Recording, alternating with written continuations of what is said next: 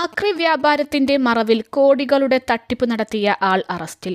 പാലക്കാട് ഓങ്ങല്ലൂർ പാലക്കുറിശി പുത്തൻപീടിക വീട്ടിൽ നാസറാണ് പിടിയിലായത്. ഏകദേശം 200 കോടിയുടെ ഇടപാടുകളിലൂടെ 30 കോടിയോളം രൂപയുടെ നികുതി വെട്ടിപ്പാണ് പ്രാഥമികമായി കണ്ടെത്തിയിരിക്കുന്നത്.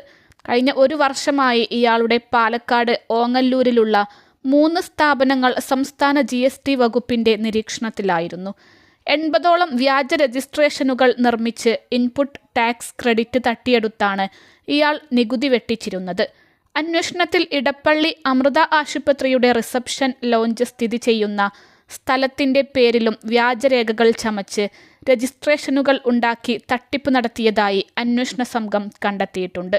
ഇന്നലെ പുലർച്ചെ ഇയാളുടെ വീട്ടിൽ നടത്തിയ പരിശോധനയ്ക്ക് ശേഷമാണ് അറസ്റ്റ് രേഖപ്പെടുത്തിയത്. കൊച്ചിയിലെ GST ഓഫീസിൽ നാസറിനെ ചോദ്യം ചെയ്തു.